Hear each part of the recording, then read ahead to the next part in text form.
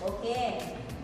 สำหรับอาทิตย์แล้วนี่แม่อาจารย์บ่ได้ขึ้นของซึ่งหนาแต่อาจารย์ได้สอนออนไลน์การสอนออนไลน์แม่อาจารย์แนะนำเกี่ยวกับการจัดการเรียนรู้ของพวกเขาคือ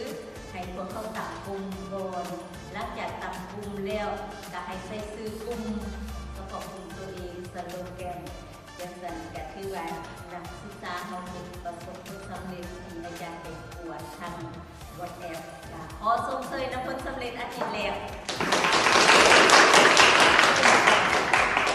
สำหรับอาทิตย์นี้แมน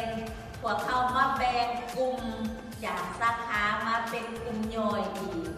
กลุ่มย่อยนั่นคือจะได้ทำหัวข้อบทเรียนเร็วไปรวมกันวางแผนเพื่อมาในงานหัวข้อที่เขาได้ทำนั่นคือสาขาหนึ่งจะได้ส่งหัวข้อและแต่ละหัวข้อนั้นต้องไปวางแผนคือไปตั้งกลุ่มแล้วก็ใส่ซื้อสโลแกนกลุ่มตั้งกลุ่มใหม่ใส่ซื้อกลุ่มใหม่ใส่สโลแกนใหม่แต่เริ่มต้นก็อย่าลืมว่าพวกเขาเป็นนักศึกษาคณะวิทยาศาสตร์สิ่งแวดล้อมปีหนึ่งสาขาแล้วก็ไซโคกราฟแล้วจึงมาบอกว่าพวกเขามาตั้งซื้อกลุ่มของพวกเขาว่าแล้วก็ให้มันกลุ่มกับสโลแกนที่พวกเขาอยากให้แล้วจากนั้นก็มาเว้าเรื่องการเฮ็ดเวียกเป็นทีม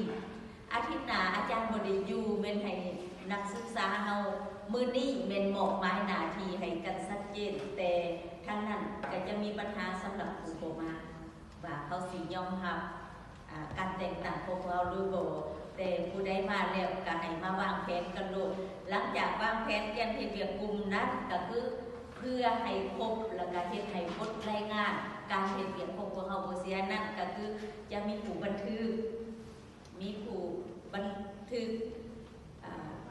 ด้วยเกียร์หรือว่าบันทึกด้วยวิดีโอการติดตามการเฮ็ดเวียกของพวกเฮาแล้วก็แบ่งหน้าที่ว่าไผสิเป็นผู้นำเสนอไผสิเป็นผู้ออกแบบไผเป็นผู้ตัดต่อวิดีโอเพื่อจะเฮ็ดให้บทเรียนที่เฮานำเสนอนี่สมบูรณ์แบบแล้วก็มีผลต่อการให้คะแนนกลุ่มแต่จากนั้นก็จะมีประเมินสำหรับการมอบหมายให้แต่ละคนมอบเวียกให้แต่ละคนนั้นแต่ละคนก็ต้องไปเขียนแผนของตัวเองคือที่อาจารย์แนะนำไปเขียนว่าคอยจะต้องได้เขียนอย่างใดหลังจากเขียนแล้วเขาก็มาอัดคลิปของตัวเองว่าข้าพเจ้าอยู่ในกลุ่มนี้เวียกที่ข้าพเจ้าได้รับมอบหมายคือนี่แผนเวียกของข้าพเจ้าก็จะมันรีบขึ้นมาอันนี้เป็นของตัวเองเนาะแล้วจากนั้นก็เอากับปฏิบัติสุดท้ายอาจารย์ก็จะมาให้เบิ่งคะแนนว่าแต่ละกลุ่มจะได้เท่าใดหันคือเวลาเขาขึ้นมาในงานการเห็นเป็นระบบอาจารย์กระทรงตัวอย่างบทเรียนอาจารย์ก็จะเอาตัวอย่างของที่ไปฝึกอยู่คนอื่นที่เขาเห็นอย่างไรมาแชร์กันพวกเขาก็ต้องออกแบบให้เป็น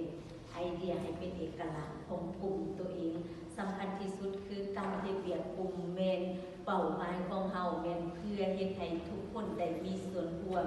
ช่วยเหลือซึ่งกันและกันถ้าว่ามีผู้บ่ได้มีผู้ใดเขาก็ต้องช่วยบ่ให้ทีมใ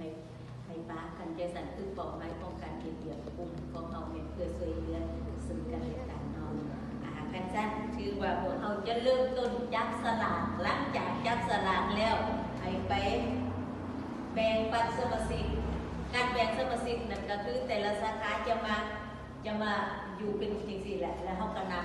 ยกตัวอย่าง1 2 1 2 1 2 1 2ไปเพื่อว่าให้มันได้เท่าเทียมกันและจากนั้นก็คือว่าเขาได้กลุ่มเช่นว่ากลุ่มที่1ก็จะผู้ได้ถือเลข1ก็จะไปอยู่นำหมายเลข1ก็เป็นกลุ่ม1ผู้ได้ถือเลข2หมายและจากนั้นก็เอาหัวข้อที่ตัวเองได้หรือว่าเขาจะบอกตามหัวข้อสมมุติว่าเขาได้หัวข้อที่3กับที่5เขาก็ไปนับ3 5 3 5 3 5 3 5 3 5 3 5ผู้ได้ถึง3ก็ไปอยู่กลุ่มตามหัวข้อเลข3ให้ถึงก็เป็นคิดแนวนั้นเนาะจะสั่นเอาเริ่มจับสลากโอเคเอาไปเดียวอันนั้นเอาไปไล่เนี่ยแล้วไปจับให้บูเขาบอกว่าได้สิ้นแล้วเดี๋ยวไปช่วยโอเคได้คือกลุ่มใดเอา บันทึกลงมาบันทึกแต่ละคนมาเรียนแล้วก็ให้เขาอ่านตามแล้วก็จับกลุ่มตัวเองมาคอยอยู่สาขาได้ไม้เลขเอาโอเคแต่ละคนเอาถ่ายแต่ละคนไปเลยคอยอยู่สาขาเชื่อก็บอก ยูภาคเทคโน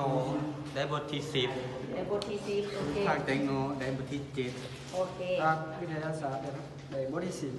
ภาควิทยาศาสตร์สิ่งแวดล้อมในบทที่4 ฮะ บทที่5 10